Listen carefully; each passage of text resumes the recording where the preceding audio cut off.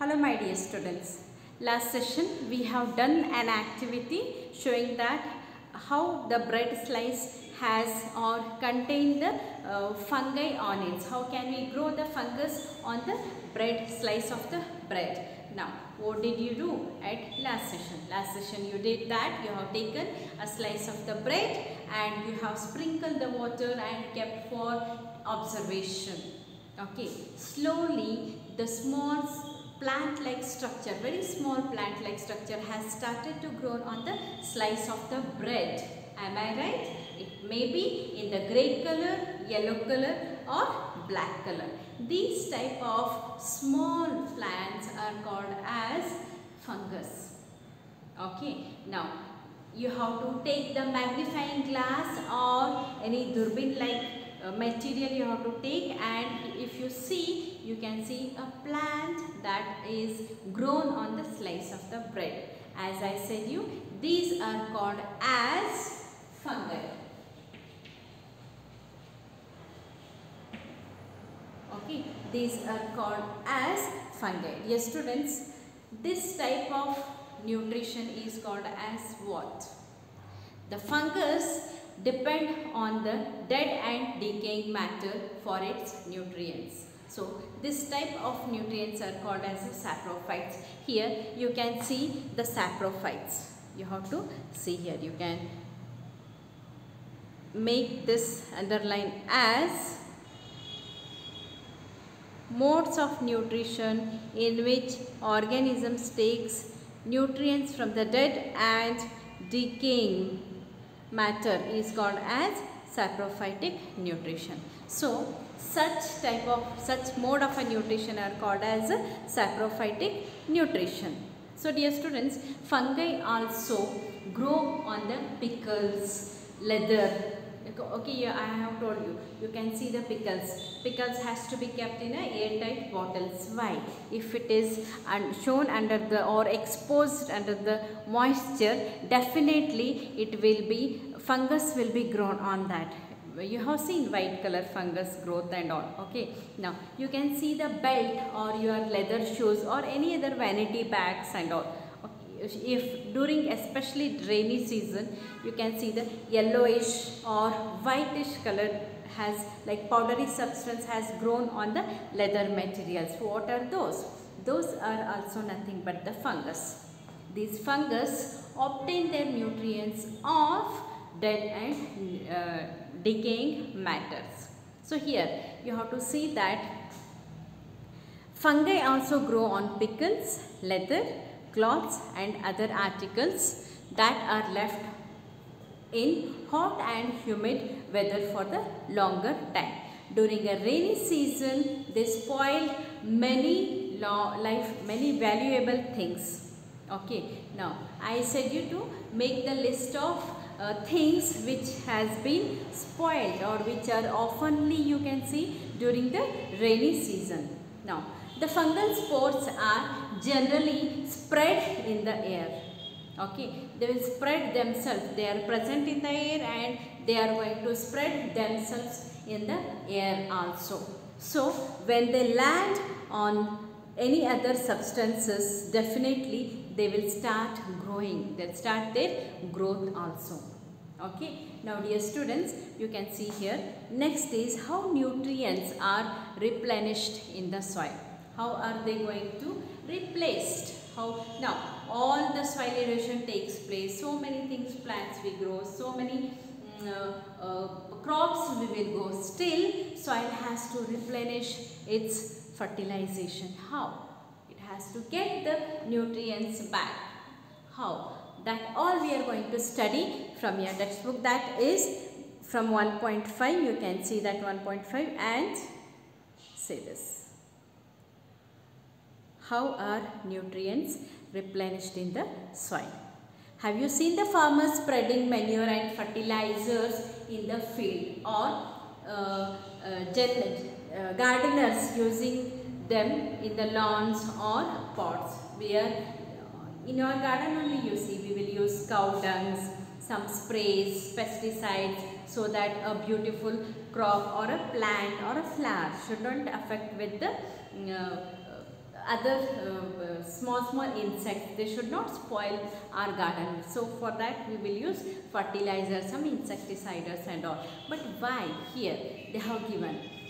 You have learnt that plants absorb mineral and nutrients from the soil. So their amount in the soil keep on declining. Here you have to underline the word declining. Declining means to reduce. See, you have seen in the field also.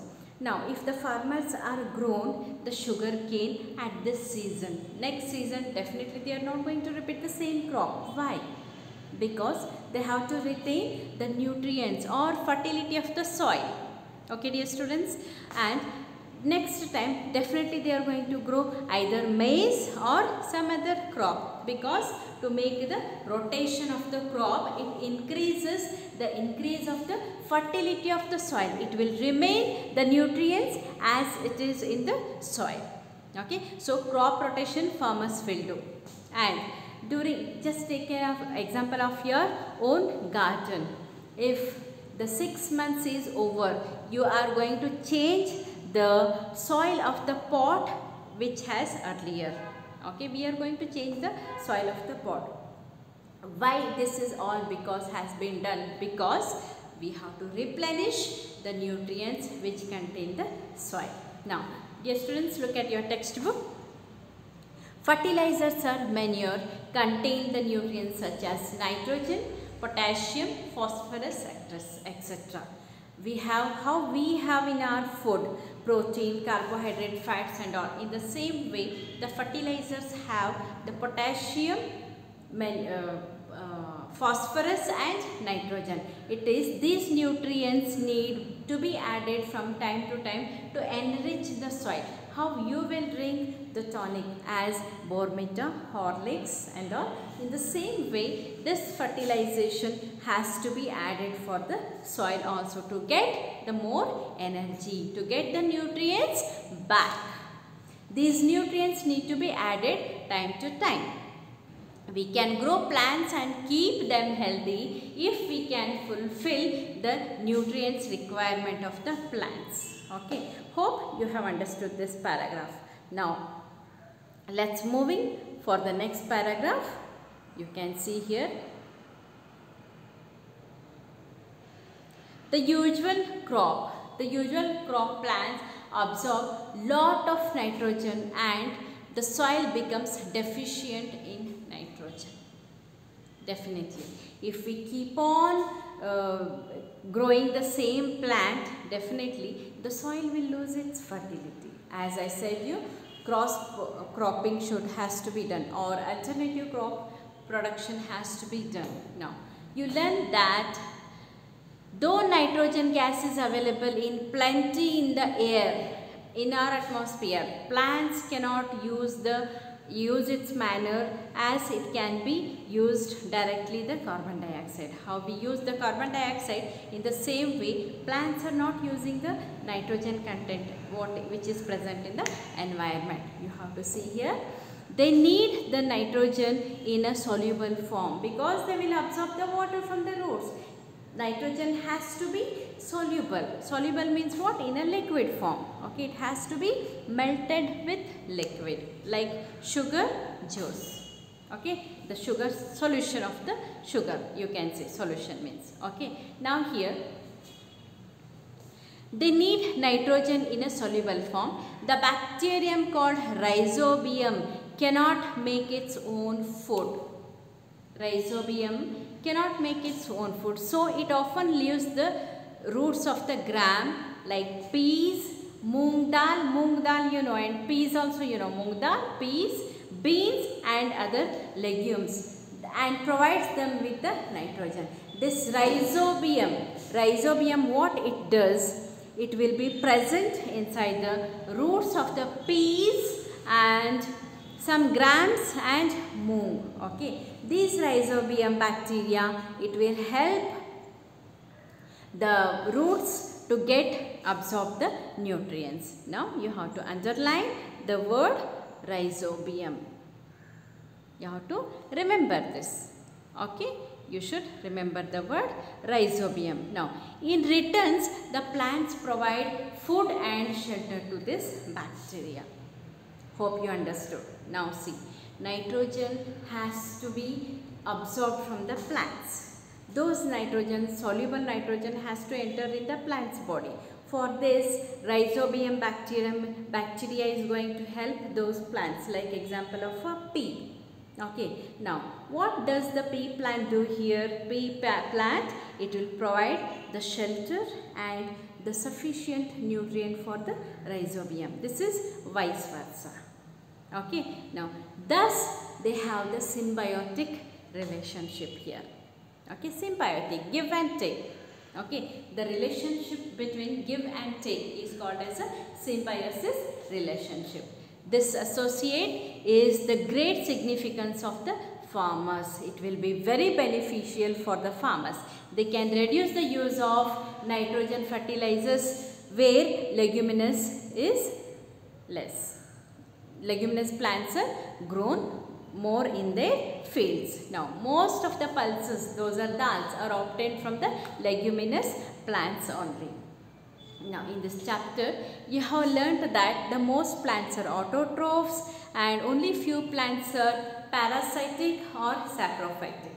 You know the meanings of parasitic and saprophytic, and they derive the nutrition from other organisms. Okay, you know this. You have all these terms, new words you have learned from this lesson.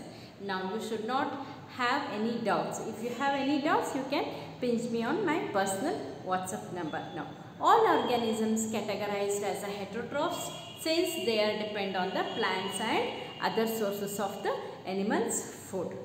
Can we say that the insectivorous plants are partially heterotroph? Yes. Insectivorous plants are called as partial heterotrophs because either they cannot prepare their own food and they are dependent on other animals for their food sources. So, dear students, this is the end of your first chapter. Now, what you have to do? You have to do the keywords. This all keywords you have to remember. You have to write it in rough book 3 times. Later, what to do, I will tell you. Okay, this all keywords has to be written in your rough book. All this 3 sets of keywords has to be written. You have to learn the words and you have to write it in your rough book. Until I tell you, don't write in your fair book. Okay, now what all you have learned from the activity? This is like a summary. What you have learned from the summary. Okay, now let's conclude our class. Okay, now let us conclude our class with 1 minute. So, you are going to read the lesson twice, and if you have any doubts, you have to drop me a message. So, till then, take care. Bye, children. Okay, take care. Bye.